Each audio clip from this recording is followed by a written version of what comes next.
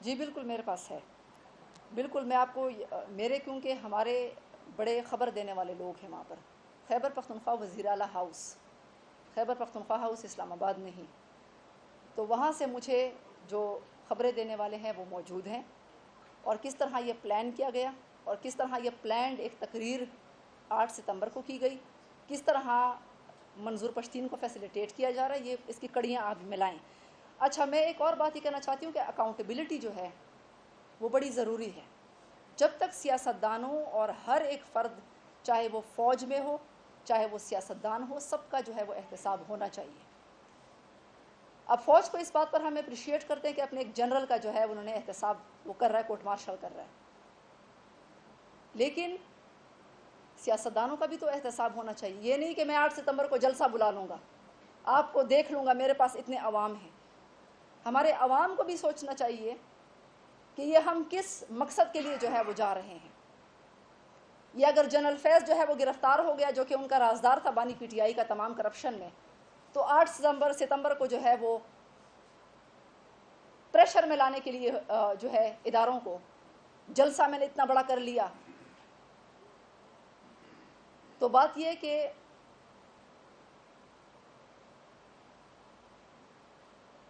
جو پولیس کا دھرنا ہے خیبر پختونخوا میں اس کے بارے میں ایک پوائنٹ یہ بھی بتانا چاہتی ہوں کہ یہ دھرنے اس لیے بھی بٹھائے گئے ہیں تاکہ اداروں کو دباؤ میں لایا جائے، فوج کو دباؤ میں لایا جائے، تو اس قسم کی باتوں سے پھر خانہ جنگی بھی ہو سکتی ہے۔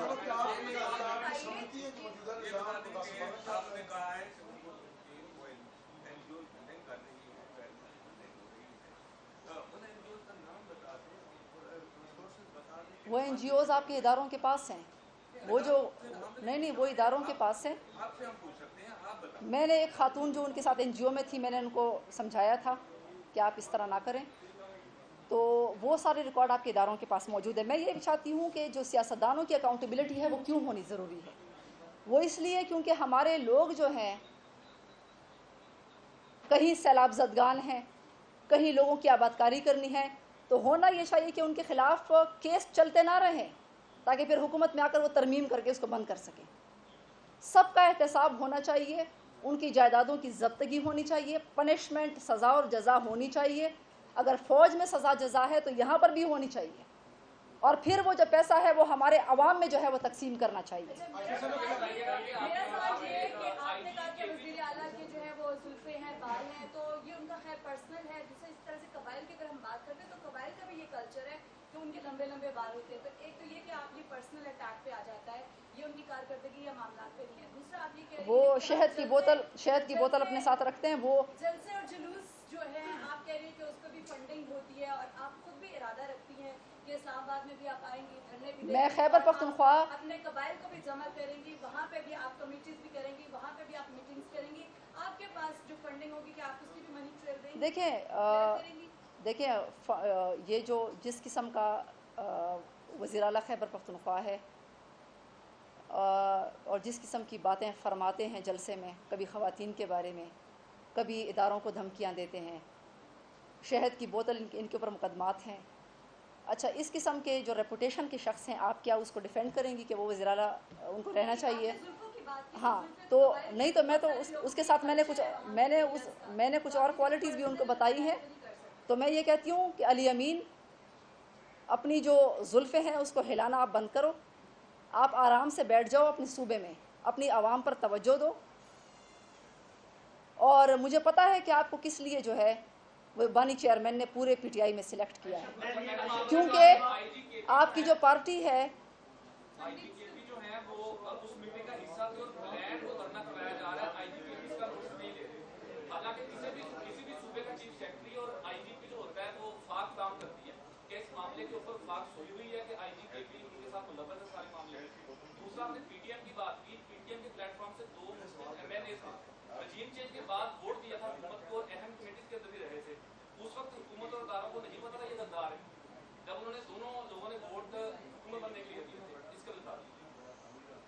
یہ پی ٹی آئی کے بارے میں بات کر رہے ہیں آپ؟ پی ٹی ایم کے 2 ایم ایل ایز نے جی وزیر اور مستداور نے ووٹ دیا تھا رجیم چینج کے بعد، کیا اس وقت وہ ان کی حمایت دار نہیں تھی؟ اس وقت देखिए वो मेन स्ट्रीम करने की कोशिश तो अच्छी बात थी कि वो असम्बली में आए, पार्लियामेंट में आए। अच्छी बात थी कि पाकिस्तानी आइन का हिस्सा रहते हुए उन्होंने अपने इलाके की खिदमत के लिए वो काम करें। हम चाहते यही हैं कि जो लोग हैं PTM के लोग हैं वो पार्लियामेंट में आए, असम्बलियों में आए और वो पाकिस्तान का हिस्सा बनकर पाकिस्तान में अपने हकूक़ की जंग लड़ें। लेकिन अफ़गानिस्तान के झंडे और मुल्क तोड़ने की बात करना ये जो है वो एक्सेप्टेबल नहीं है। जब आप कंपैरेटिव एनालिसिस की बात करते हैं, पाकिस्तान में ब्रेन ड्रेन भी हो रहा है, उसके साथ ही साथ स्टूडेंट्स का इस्तेसाल भी हो रहा है।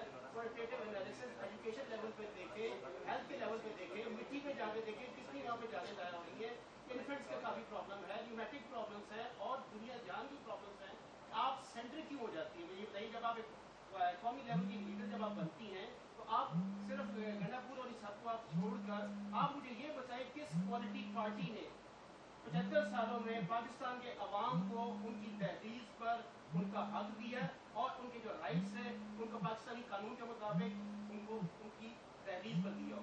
जी, मेरी प्रेस कॉन्फ्रेंस में कोई एक शख्स जो है, मैंने हालात की संगीनी आपको बताई और उसके जो ज़िम्मेदारान हैं वो भी मैंने आपको बताए और साथ साथ मैंने जो वफाकी गवर्नमेंट है उसकी नेगलिजेंस मैंने आपको बताई। मेरा एक वीडियो पैगाम है, उसमें मैंने कबाइल के हवाले से शहबाज शरीफ साहब को पैगाम दिया है और मैंने आपको ये भी कहा है कि हम इस्लामाबाद मार्च करेंगे। जो हमारे हुकूक खैबर पख्तूनख्वा हुकूमत से लेने होंगे हम वहाँ से लेंगे, जो हमारे हुकूक फेडरल गवर्नमेंट से लेने होंगे वो हम यहाँ पर आएंगे। तो मैं कोई सेंट्रिक नहीं हूँ। मैंने ये भी कहा है कि सिंध के लोग भी मुसीबत में मुब्तला हैं और पंजाब के लोग भी मुब्तला हैं। कच्चे के डाकुओं का मुकाबला उनको करना चाहिए सिवाय ये कि सियासी बयानबाजी के।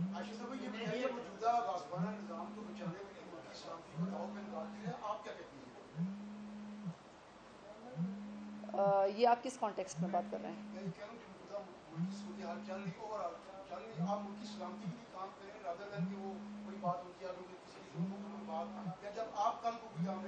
जी, मैं इसलिए तो बात कर रही हूँ कि पाकिस्तान इतने ख़राब हालात से गुज़र रहा है। गैर संजीदा लोग कभी ख़वातीन के बारे में रिमार्क्स देते हैं, कभी अजीब व गरीब बातें करते हैं। इस किस्म के लोगों को इससे पहले आप यानी ये कोई तरीका है कि एक ऐसे सूबे पर आपने, हमारे लोग तो बड़े संजीदा लोग हैं, हमारे खैबर पख्तूनख्वा के लोग, वो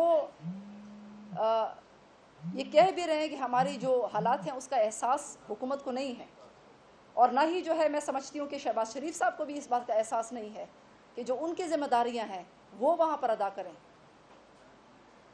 तो सब जो है मैं समझती हूँ कि इसमें ज़िम्मेदार।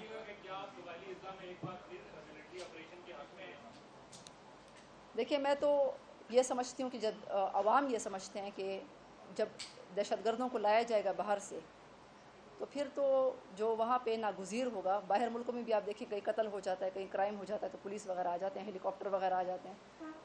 तो जब आपके मुल्क में हालात ऐसे क्रिएट होंगे, जब आपके पार्टी जो है वो अपनी हुकूमत में लोगों को लेकर आएगी, खुद कन्फेस कर रहे हैं, तो फिर उसके बाद ऑपरेशन नहीं होगा तो क्या होगा?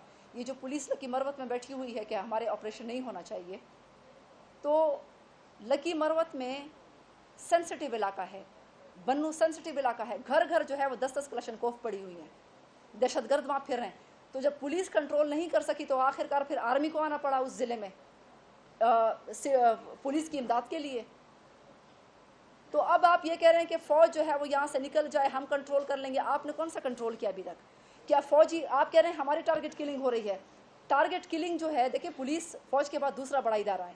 टारगेट किलिंग आपकी नहीं हो रही, सिर्फ फ़ौजी भी रोज़ाना शहीद हो रहे हैं। तो ये कौन सी बात है कि फ़ौजी जो है उसकी तो मौत की कोई कीमत ही नहीं है।